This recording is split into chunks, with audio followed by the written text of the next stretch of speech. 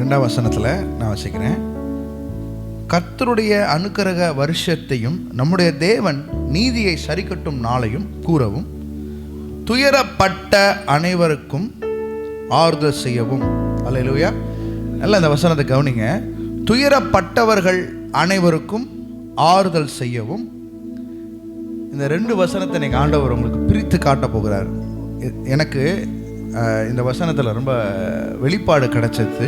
கர்த்தர் இந்த வெளிப்பாடு கொடுத்த 2 வசனத்துக்குள்ளே இருக்கிற வேறுபாடை ஆவியானவர் கணுக்களையும் 3ஐயும் பிரிக்கத்தக்கதாய் அவருடைய வசனம் ஊடுருவி செல்கிறது. அல்லேலூயா. பாருங்க, துயரப்பட்ட அனைவருக்கும் ஆறுதல் செய்யவும்.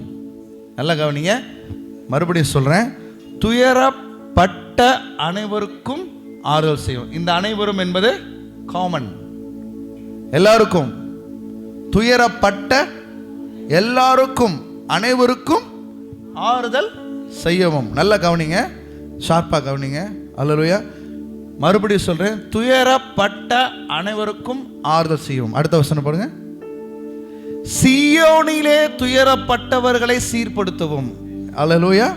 எத்தனை பேருக்கு புரியுது? எத்தனை பேருக்கு புரியுது? அல்லேலூயா. துயரப்பட்ட அனைவருக்கும் ஆறுதல், சீயோனிலே துயரப்பட்ட அனைவருக்கும் சீர்படுத்தவும். எத்தனை பேருக்கு புரியுது? ஆமென். இந்த 2 வசனத்தில் 2 விதமான மக்களை குறித்து இங்கே ஆவியானவர் நம்மோடு இடைப்பட விரும்புகிறார். துயரப்பட்ட அனைவரும், எல்லாரும், காமன் பீப்புள்ஸ். துயரப்பட்ட அல்லது துயரப்படுகிற காமன் பீப்புள்ஸ். ஆனால் சியோனிலே துயரப்பட்டவர்களை சீர்படுத்தவும். இங்கேயும் ஒரு துயரம் இருக்கு, வெளியும் ஒரு துயரம் இருக்கு, உள்ளேயும் துயரம் இருக்கு.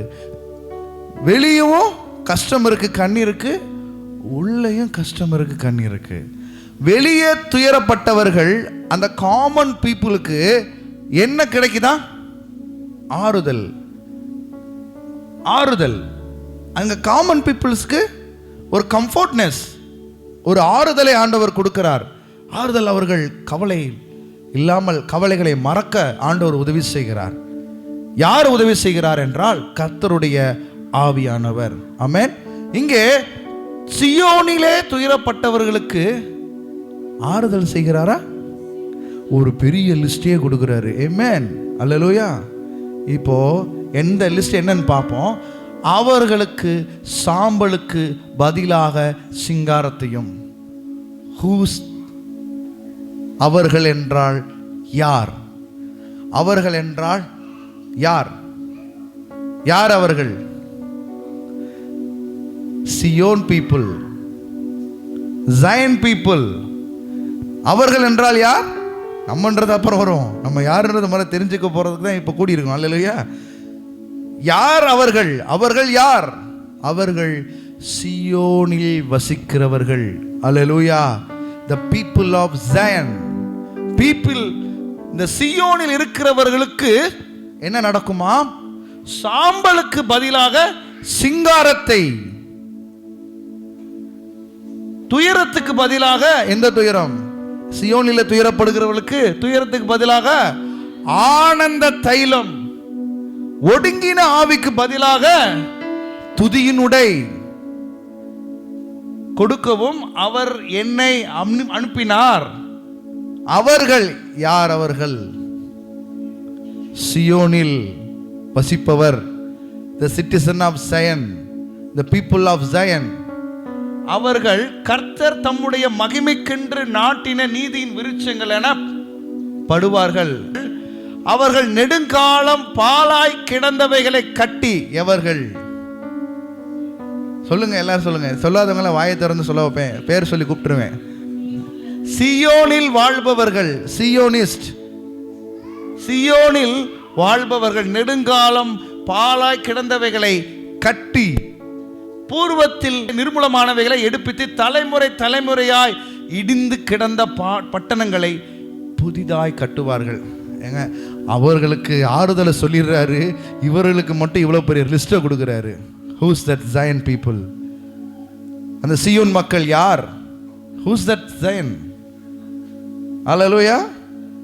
யார் அந்த சியோன் people? அந்த சியோனிலே வாழ்கிறவர்கள் யார்? வசிக்கலாம். எபிரேயர் 12ஆம் அதிகாரம் 22, 23, 24. இந்த டிவி வச்சதுக்கு இந்த பலன் அடைஞ்சிருச்சு. ஹல்லேலூயா. இந்த டிவி வச்சதுக்கான நோக்கத்தின் பலன் நிறைவேறிடுச்சுன்றேன். ஹல்லேலூயா. பரலோகத்தில் பேர் எழுதியிருக்கிற முதற் பேரானவைகளின் சர்வ சங்கமாகிய சபையினிடத்திற்கும் யாவருக்கும் நியாயாதிபதியாகிய தேவனிடத்திற்கும் பூரணமாக்கப்பட்ட நீதிமான்களுடைய ஆவிகளிடத்திற்கும் புது உடன்படிக்கையின் மத்தியஸ்தராகிய இயேசுவின் இடத்திற்கும் ஆபேலினுடைய ரத்தம் பேசினதை பார்க்கிலும் நன்மையானவைகளை பேசுகிற ரத்தமாகிய தெளிக்கப்படும் இரத்தத்தினிடத்திற்கும் வந்து சேர்ந்தீர்கள். நீங்களோ சீயோன் மலையினிடத்துக்கும். அல்லேலூயா. இந்த சீயோன், வாட் இஸ் சீயோன்? சீயோன் என்றால் என்ன என்ற அர்த்தம் என்றால் காட்ஸ் பீப்புள், தேவனுடைய ஜனம், தேவனுக்கு சொந்தமான ஜனம், தேவனுடைய ராஜ்யத்தில் இருப்பவர்கள், தேவன் வாசம் பண்ணும்படி தெரிந்து கொண்டவர்கள் என்று அர்த்தம். அல்லேலூயா. சீயோன் என்றால் என்ன? இது பொதுவான அர்த்தம். தேவனுடைய சொந்த ஜனம், தேவனுடைய ராஜ்யத்திற்குள் இருக்கிறவர்கள், தேவனுக்குரியவர்கள், தேவன் தமக்கென்று தெரிந்து கொண்ட குறிப்பிட்ட மக்கள் என்று பொருள். அல்லேலூயா. எரிக் எரிக் எரிக் அப்படியே உட்காந்துக்கோ. அப்போ இங்க ஜயன் பீப்புள்ஸ் தேவனுக்கு சொந்தமான ஒரு பீப்புள்ஸ், அதாவது சியோன் மக்கள் தேவனுக்கு சொந்தமான ஒரு மக்கள். என்னுடைய ட்ரீம் ரெவலேஷன். ஹல்லேலூயா. கர்த்தர் கொடுத்த வெளிப்பாடு இது. அப்போ இந்த பீப்புள்ஸ்க்கு மட்டும் ஆண்டவர் தனித்துவமாய் அவர் செயல்படுவார். இஸ்ரேல் நாட்டில் ஜியோனிஸ்ட் அப்படிங்கிற ஒரு நபர்கள் இருக்கிறாங்க. குறிப்பிட்ட இஸ்ரேல்னு சொன்னாலே ஜியோனிஸ்ட் தான் சொல்லுவாங்க பொதுவாக. அந்த ஜியோனிஸ்ட் யார்? Jainist, Zionist. அவங்க பேரை பொதுவாக இஸ்லாமிய சகோதரர் கேட்டாலே அந்த வார்த்தை பிடிக்கவே பிடிக்காது. அந்த வார்த்தை ரொம்ப அவங்க அருவருக்கிற வார்த்தை, அவங்கள ரொம்ப கோவப்படுது. ஜியோனிஸ்ட் அப்படின்னா அவங்க கோவப்படுவாங்க. அவ்வளோ பெரிய வார்த்தை. அந்த வார்த்தை அப்படி மாற்றி வச்சுருக்காங்க ஜூஸ் பீப்புள், யூதர்கள் அப்படி மாற்றி வச்சுருக்கிறாங்க. நாங்கள் தேவனுக்கு சொந்தமானவர்கள் என்கிற ஒரு பெருமை, ஆவிக்குரிய பெருமை, அது அவங்களுக்கு மாம்ச பிரகாரமாக இருக்குது. தேவன் நாங்கள் தேவனுக்கு சொந்தமானவர்கள். எத்தனையோ பேர் இருக்கலாம், ஸ்கூலில் எத்தனையோ பிள்ளைய படிக்கலாம், ஆனால் அந்த தகப்பனும் தாயும் யாரை தான் கூப்பிட்டு போவாங்க? தங்க பிள்ளைகளை தானே கூப்பிட்டு போடுவாங்க. அந்த மாதிரி நாங்கள் அப்படின்னு சொல்லக்கூடிய ஒரு வார்த்தை தான் ஜியோனிஸ்ட். அந்த சியோன் என்பதற்கு தேவனுக்கு உரியவர்கள் என்று அர்த்தம். இப்போ ஆண்டவர் இங்கே எபிரேயர் 12ஆம் அதிகாரம் 22ஆம் வசனத்தை சொல்றாரு, நீங்களோ சியோன் மலையினிடத்திற்கும். அப்படி என்றால் நீங்கள் தேவனுக்கு சொந்தமான ஒரு இடத்துல உங்களை கொண்டு சேர்த்துட்டாரு. யூஆர் இன் ஜயன். நீங்கள் தேவனுக்கு சொந்தமான ஒரு இடத்துல நீங்க இருக்கிறீங்க. இந்த சொந்தமான இடத்தை ரெண்டு விஷயத்தினால மீட்டு கொண்டு வந்திருக்கிறார். ஒன்று, உடன்படிக்கையின் மத்தியஸ்தராகிய இயேசு கிறிஸ்துவின் இடத்துக்கும் ஆபேலுடைய ரத்தம் பேசினதை பார்க்கிலும் நன்மையானவைகளை பேசுகிற இரத்தமாகிய தெளிக்கப்படும் இயேசு கிறிஸ்துவினுடைய இரத்தத்தினிடத்திற்கும், வெறும் ரத்தம் அல்ல, இயேசு கிறிஸ்துவின் இரத்தத்தினிடத்துக்கும் வந்து சேர்ந்தீர்கள். ஜேசியில் யார் உட்காந்துருக்கீங்க? அல்லேலூயா. சேர்ந்தீங்க. சென்னைக்கு மதுரைக்கும் போயிட்டு வந்திருக்கும் போது நீங்க சேர்ந்துட்டீங்கன்னு சொல்லுவாங்க. நீங்க சேர்ந்தாச்சு. இப்போ நீங்க எங்க இருக்கிறீங்க? யூ ஆர் ஜயன். அல்லேலூயா. கர்த்தர் ஒரு லிஸ்டே போட்டு சொல்றாருங்க, இந்த இடத்துல சேர போகிறீர்களா? சேர்ந்து விட்டோம். எங்க?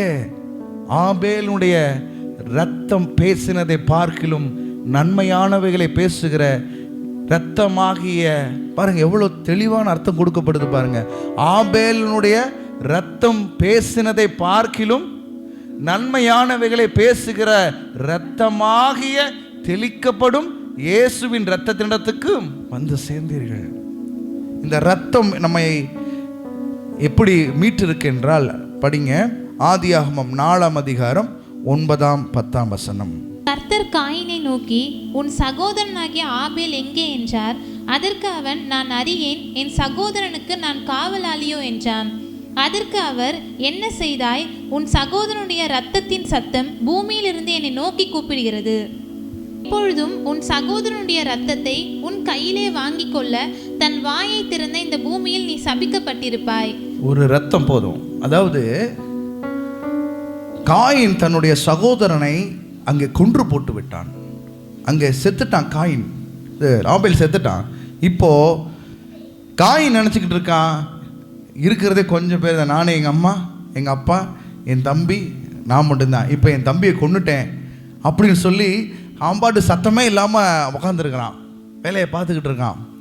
ஆண்டவர் தம்முடைய சத்தத்தை துணிக்க பண்ணுகிறார். Cain, where is your brother? எங்கே ஆபேல்? எங்கே ஆபேல் அப்படின்னு கேட்குறான். நான் அவனுக்கு காவலாளியா?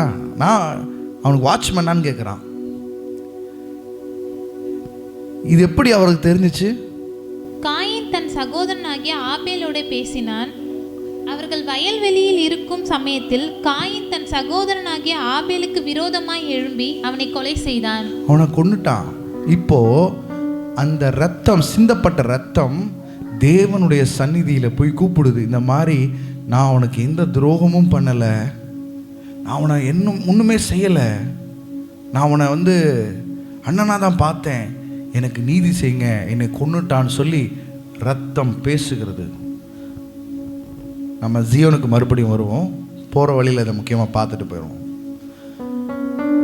இங்கே ஆபேலோட ரத்தம் காயினை நோக்கி குற்றம் சாட்டுகிறது. என்னை கொன்னுட்டான், அவன் என்னை கொலை செஞ்சுட்டான், இவனை சும்மா விடாதீங்க, இவன் சபிக்கப்பட்டவன், குற்றமில்லாத ரத்தத்தை சிந்திட்டான், என்னை கொன்னுட்டு என்னுடைய ரத்தத்தை